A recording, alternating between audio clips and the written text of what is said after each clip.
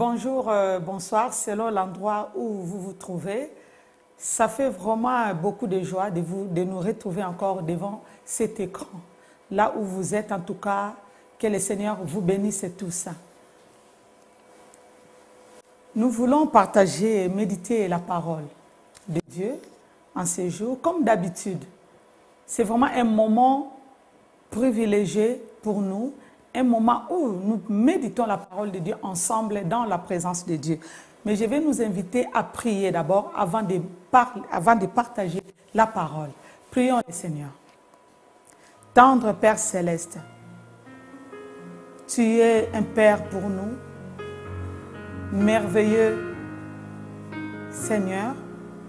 Merci pour ces jours encore, ces temps où tu permets encore à nous d'être dans ta présence, ô Dieu, pour parler et méditer ta parole.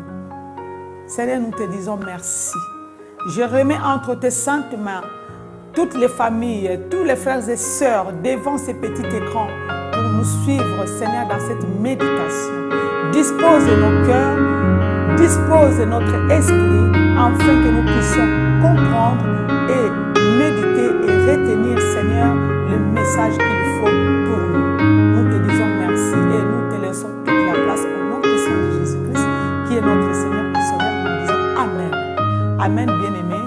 Nous voulons passer à la lecture de notre méditation de ces jours. Notre lecture se trouve dans l'épître des 1 Thessaloniciens, le chapitre 2, à partir du verset 9 à 13. Je lis au nom de Jésus.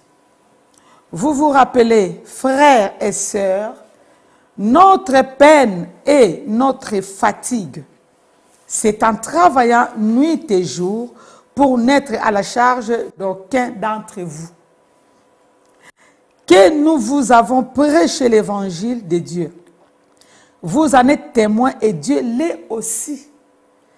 Nous nous sommes comportés envers vous qui croyez d'une manière sainte, juste et irréprochable. Vous savez aussi que nous avons été pour chacun de vous ce qu'un père est pour ses enfants. Nous vous avons encouragé, réconforté et supplié de marcher d'une manière digne de Dieu, qui vous appelle à son royaume et à sa gloire. C'est pourquoi nous disons sans cesse à Dieu toute notre reconnaissance de ce qu'en recevant la parole de Dieu, que nous vous avons fait entendre, vous l'avez accueillie non comme la parole des hommes, mais comme ce qu'elle est vraiment. La parole de Dieu agissant en vous qui croyez. Bien-aimés dans le Seigneur, c'est vrai, nous ne voulons pas plaire aux hommes, mais à Dieu.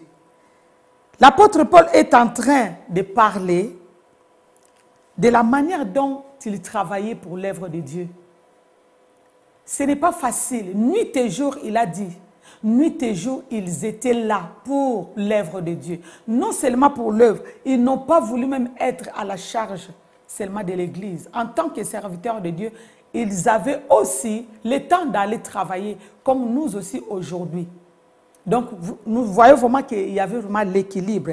Mais ce soir, par rapport à ce texte que je viens de lire tout à l'heure, je voulais tout simplement prendre une petite partie de la parole de Dieu, intitulée cette partie « Une vie transformée ».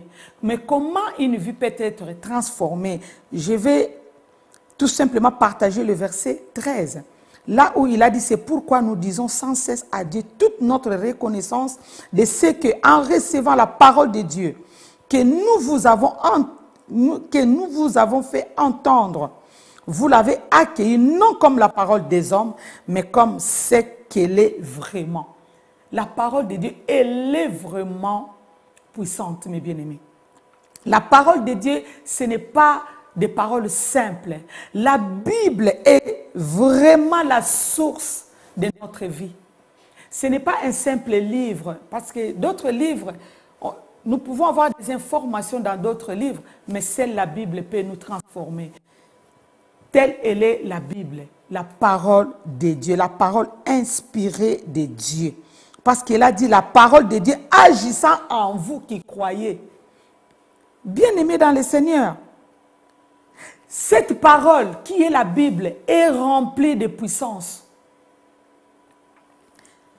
Source de transformation. Bien-aimé, si tu prends les plaisirs, tu te donnes le temps et les moyens de lire cette parole, de lire la Bible chaque jour, comme nous faisons dans notre méditation, vous allez voir votre vie transformée. Ce ne sont pas des paroles simples. Quand tu lis cette parole, il y a la puissance de Dieu. Elle est accompagnée avec la puissance qui transforme nos vies en lisant cette parole. Je vais nous inviter et je vais vous encourager tout simplement, bien-aimés, à lire la parole de Dieu chaque jour. Au lieu de passer notre temps à lire, à passer notre temps devant le message sur YouTube, le message sur WhatsApp, dans plein de réseaux sociaux, je nous inviterai à lire la parole. Que la parole de Dieu, ce qui est la Bible, soit notre vraie source d'inspiration chaque jour, matin, midi, soir. Bien-aimés, je vous encourage à lire cette parole chaque jour. Chaque jour, vous allez voir votre vie transformée petit à petit. Parce que cette parole est accompagnée d'une puissance. Pourquoi je vous encourage de prendre moins de temps devant vos portables, devant des tablettes? C'est parce que ce n'est pas vraiment la vraie Bible. La vraie Bible, c'est cette parole inspirée. Comme elle a dit, elle est la parole qui agit. Elle est agissante en vous qui croyez. Il suffit tout simplement de croire. Si tu crois en cette parole, tu crois en Dieu, tu vas voir ta vie transformée. Nous n'avons pas d'autre source de transformation. Toi qui étais autrefois peut-être un païen, toi qui étais autrefois qui ne connaissais pas Dieu, toi qui marchais selon tes motivations, selon tes pensées, mais en lisant cette parole, tu auras une ligne de conduite dans ta vie. Voilà pourquoi, bien-aimés, je vais vous inviter à prier le Seigneur, à faire de la Bible, de la parole de Dieu, votre source d'inspiration, votre source de transformation. Rien qu'en lisant. Il y a des fois, quand tu lis, même si tu ne comprends pas, continue à lire. Plus tu lis, plus l'Esprit de Dieu qui va t'accompagner, il va commencer à t'ouvrir les yeux, il va te faire comprendre les secrets qui se trouvent dans la Bible. Voilà pourquoi nous voulons prier encore le Seigneur. Que le Seigneur puisse toucher vos vies, que le Seigneur puisse vous transformer, que cette parole que nous venons de partager, que nous venons de lire, que cette parole puisse pénétrer même dans vos entrailles pour apporter une vie meilleure. Éternel Dieu de gloire, je prie pour ma soeur, je prie pour mon frère qui est devant cet écran.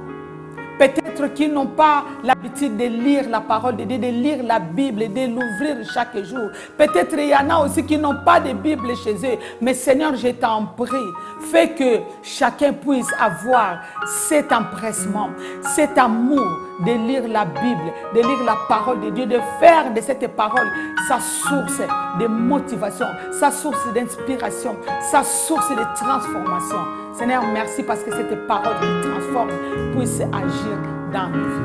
Dans le nom puissant de Jésus, Seigneur, nous avons prié, nous disons Amen. Amen, bien-aimés.